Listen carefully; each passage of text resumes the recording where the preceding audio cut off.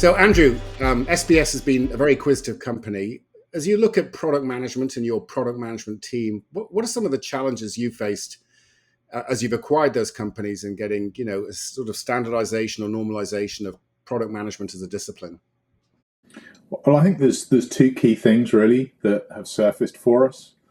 Is firstly, product management means different things to different people, and so as the organisations have joined us over the years, often they've got a different understanding of what product management is.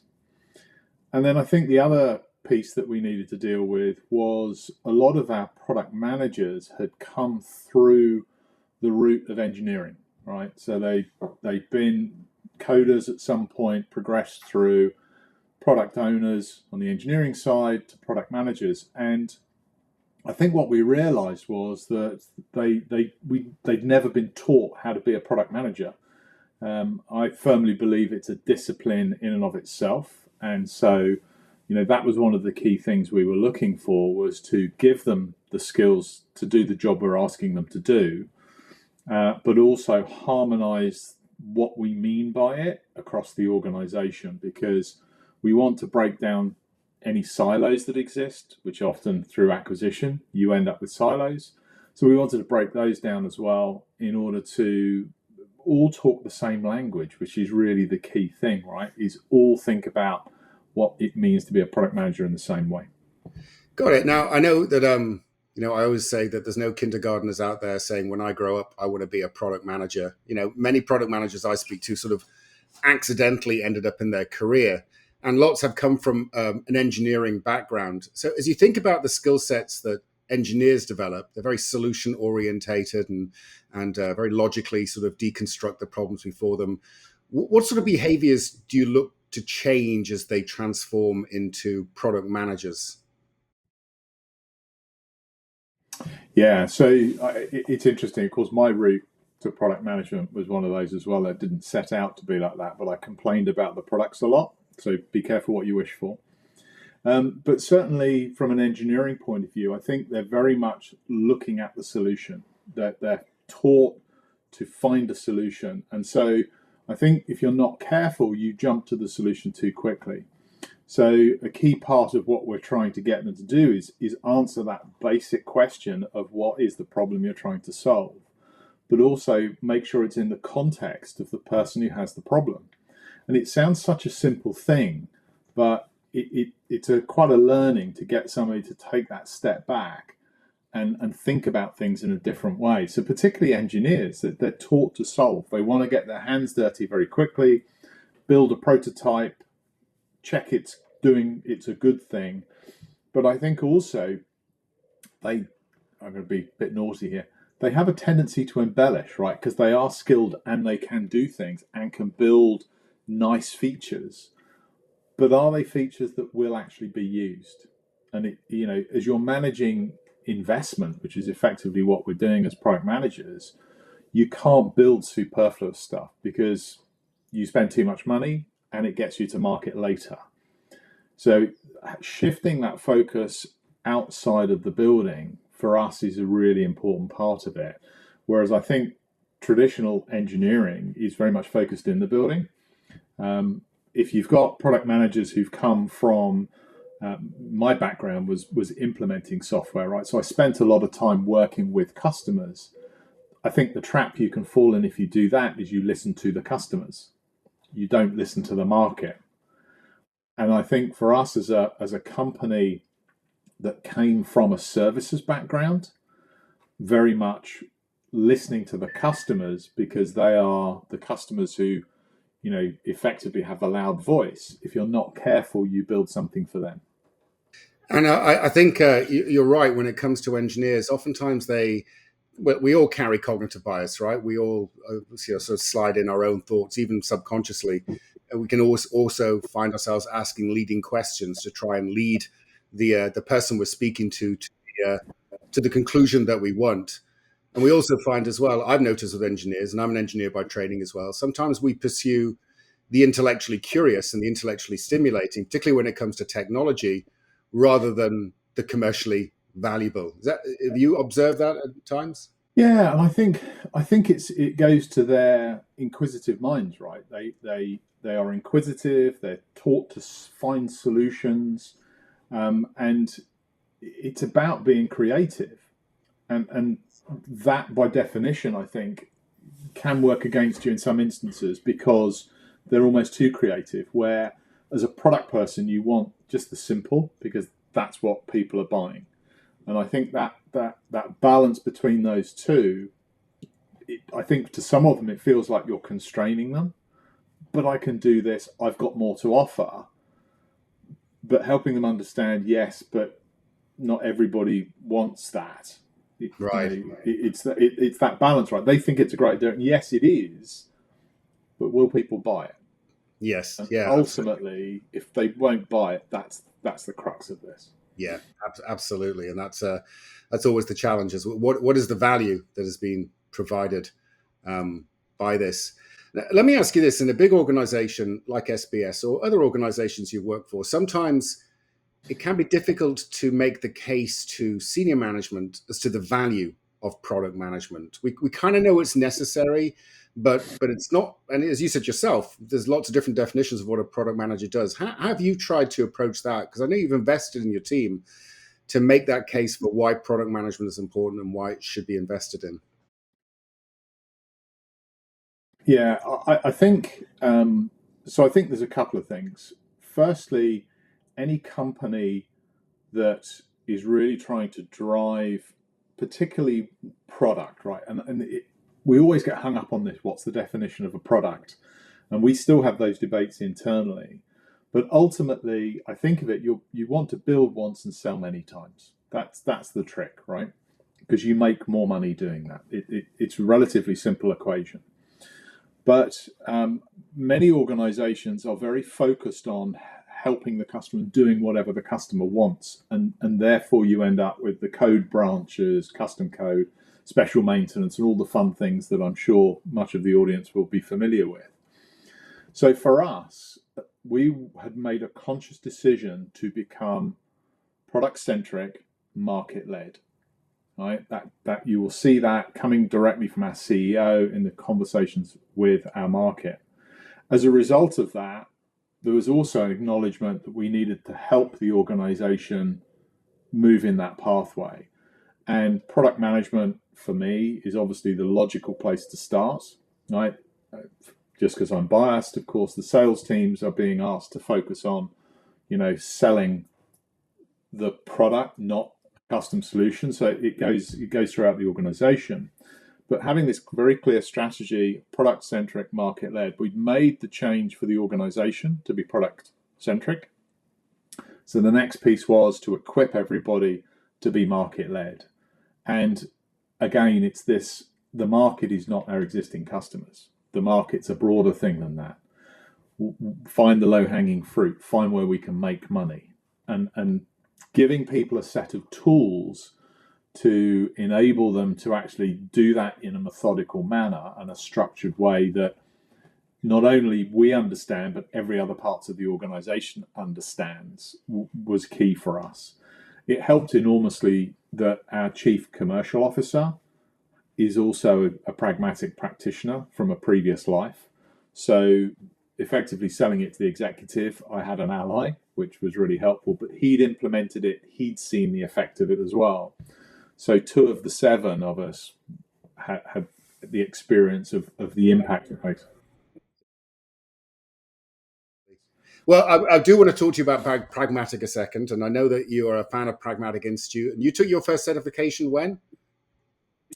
I think it was It's 2006. right about when I took my certification as well. So when I was just leaving school. yeah, right. Same me. Yeah, I was just fresh out of high school. I wish. But when you think about Pragmatic, how have you used it to, as we talked about at the beginning, to normalize and standardize and codify what a product manager does? Yeah, and I think the thing I like about the fact that it's a framework is that it's a set of disciplines that you have to do. How much weight you put on a particular discipline, i.e., one of the boxes on the framework, can vary by organisation, and also it varies where you are in your life cycle of maturity as well, I think. And so it gives you a nice framework to operate within. But I think for us, more importantly, and I've seen this in other organizations, it's getting to a common language, right? Because we grew through acquisition, right? And certainly companies I've worked for before grew through acquisition. And so getting everybody to a common way of thinking, and I really smile now when I see senior executives saying, well, hold on a minute, but what's the problem we're trying to solve here, right? How big's the market? What and getting that external view, and it just forces that external view. And I think with all of these things, the more you do them, they eventually become the norm. But you just need that encouragement, right? And it gives you that encouragement, right? I keep having to remind people that our job is n equal to many, not n equal to one. So we're not going to do that. And they go, yeah, okay, that makes sense. Yeah, then, and right? when it's fact based and it's evidence based, it's much easier to make the case than just my gut tells me or in my opinion sort of thing. Yeah, and I think the other thing for us as well, and again, just because I think about heritage, is the idea of a business case was almost, well, we're doing this, now we need to just assemble a business case to prove that it's worth doing, which always says it's worth doing, right? I've never seen one produced that says it shouldn't be. Whereas, I keep having the conversations, we should be having more declined than we have approved. That's the nature of it. If we're feeding the funnel, it's a bit like a sales funnel. The more you put in the top, the more success you get out the bottom. And we should be bringing together these ideas and looking at them and saying, well, actually, is this an idea? Is this problem worth solving? If it is, let's delve a bit more. If it isn't, let's walk away from it. So, the question people often ask is about metrics. What metrics do you use? So at the moment, we are monitoring opportunities being assessed in terms of market opportunities, because we're trying to get that method of more and more in the top of the funnel. So we're actually asking the product teams to record the number of things they evaluate. And even if it's them saying, well, actually, it's a one-pager, it's not worth doing, that's a good thing. It doesn't need a spreadsheet and everything else.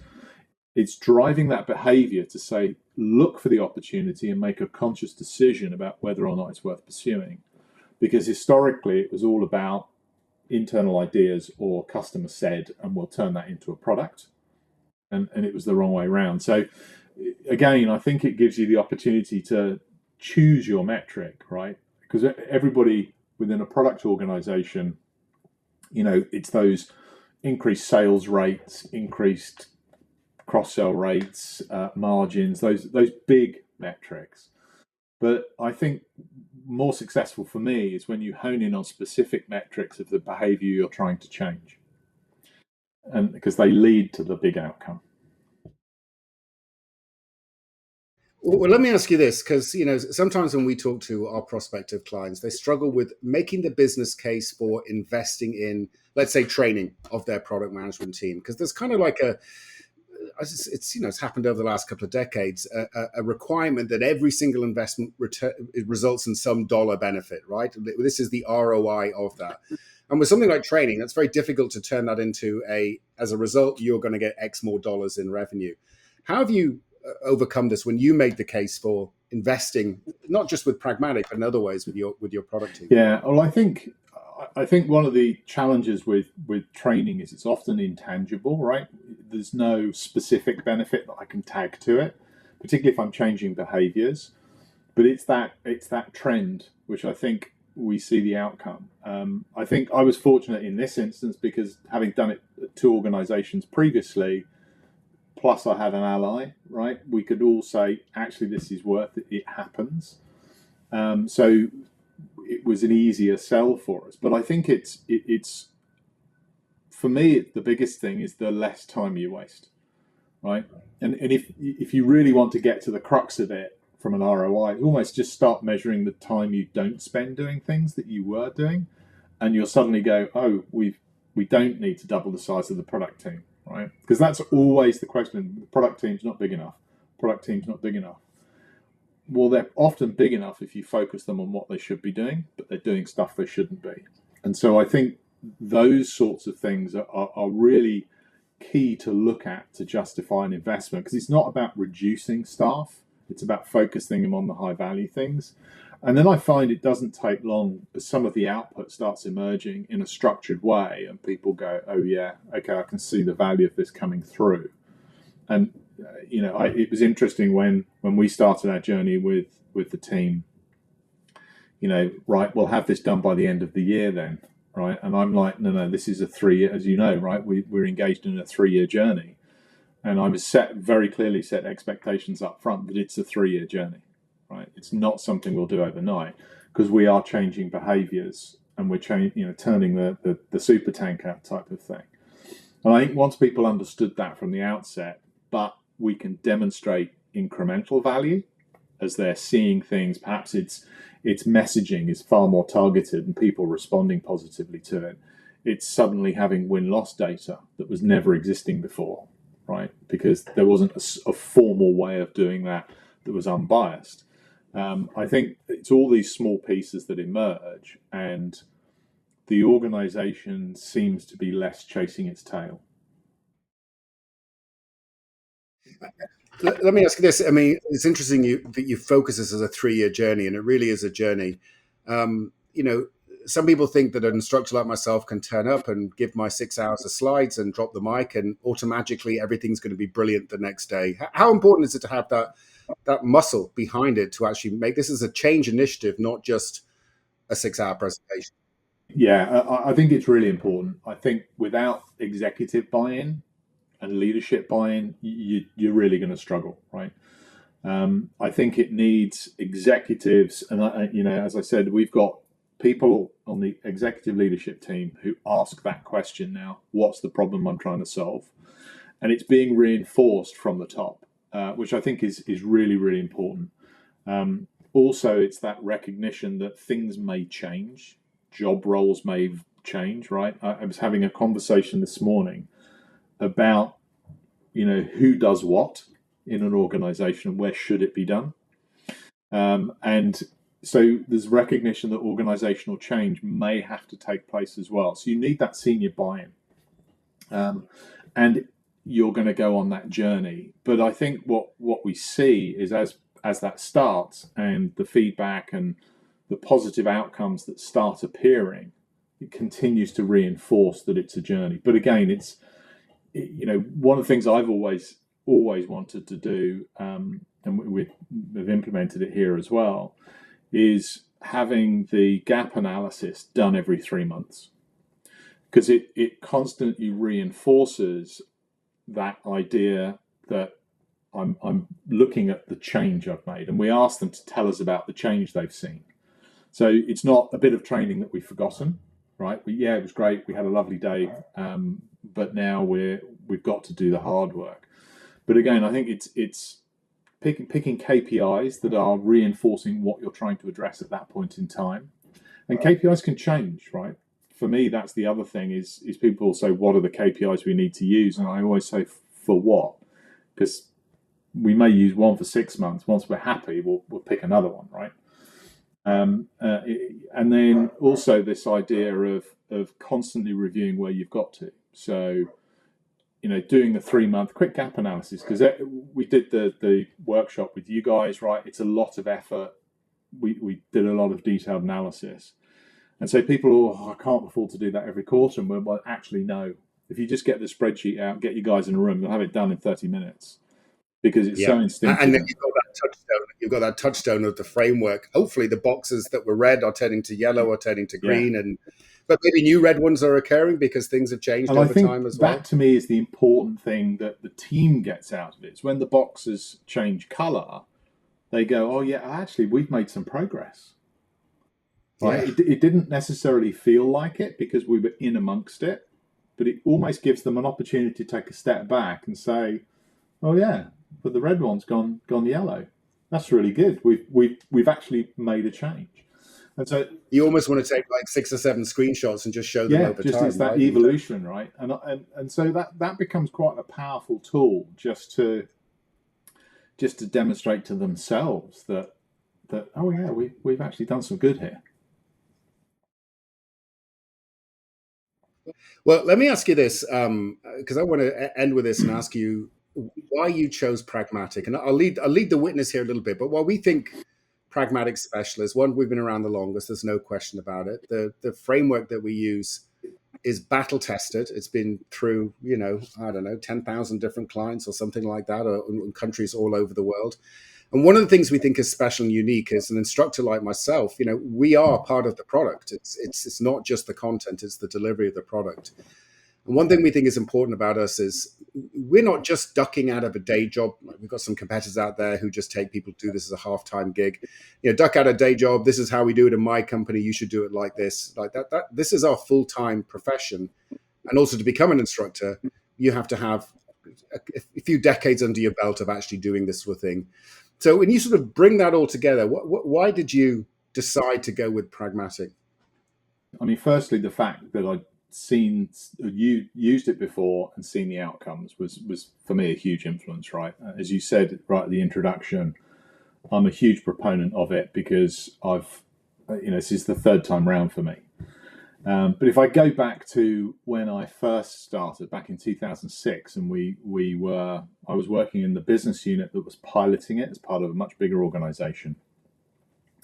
I think there were a couple of things that for me sort of stood out. Firstly, it was really simple, right? It's often people say, well, isn't it stating the obvious? And you think, well, yeah, it is. But why weren't we doing it then if it's that obvious, right?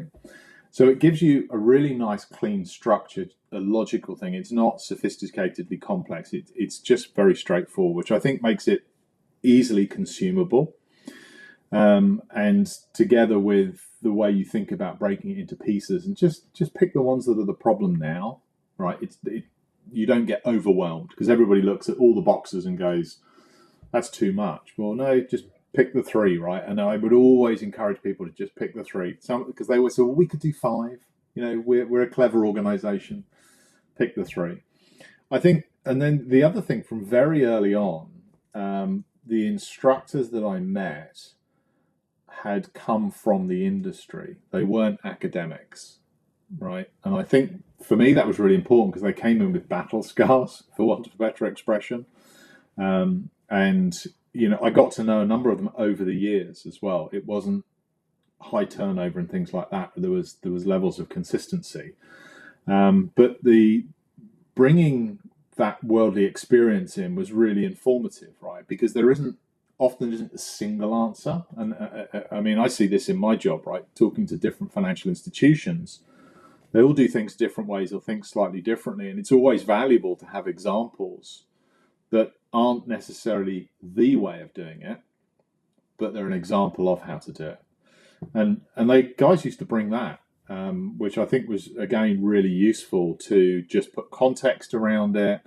And the other thing, I mean, that I have found really useful, the variety of courses. The early courses we did were very much together as a group, right? So we'd get the full room and get everybody together. But I've also done some public courses, and I found those really interesting because when you sit down and particularly if you're with somebody who's not a competitor, right, but they've got all the same problems you've got, it's really interesting to talk to them. And so I found that really interesting as well. And then, we've joked about this previously, right, that I am, in our organization, I use the alumni community more than anybody else, right, because you guys are looking at that. But I'm still using the same logon that I started with in 2006, right? And I just use it. And I find it fascinating that you put a note out there saying, look, we're doing win-loss. Has anybody got some examples of win-loss interview sheets that they found effective? And you'll get half a dozen posted, and because we're just sharing knowledge. And I've found that element of it really important as well, because it's not just the teaching bit, it's the hand holding as well, I think becomes really important. So I've really liked it. I've always, the instructors that I've met over the years have always been nice people, which I think is really important, but they come with a lot of knowledge as well. And also they're not, you sometimes come across instructors who say, I know because I'm the instructor and this is how you do. And I've never encountered one from you guys that are like that. They're always, well, I have a view, and perhaps you might have a different view, and let's compare views. Because it's almost recognition that, you know, we've been around a few years as well, and we've got different perspectives. So I've just found it a very easy company to work with as well. And I think you say that really well, is this is grounded in real life experience. And that's why we got pragmatic in the name. We know we're not standing on some ivory tower, some utopian, this is how it should be done and it cannot be done any other way. And if you're doing it another way, we're going to wag your finger and tell you how. No, we live in the real world. Yeah. Pragmatic compromises have to be made, right? Yes, and I think that real world element and compromise is part of our job on a daily basis. And so when you've had people who've run businesses, own their own companies, run product organizations at large multinationals, they're coming with that real world experience and understanding of what it takes. And I think that just it's credibility, right? You're not just being lectured; you're being given concrete examples of challenges and how it can be used and things that do go wrong and will go wrong and all sorts of stuff. So it just becomes a richer experience for that. Love that. Fantastic. Well, Andrew, thank you so much for your time today and your insights. I really, really appreciate it, and wish you the very best. And I'm sure we'll cross paths again. Thanks very much for your time, Will. Much appreciated.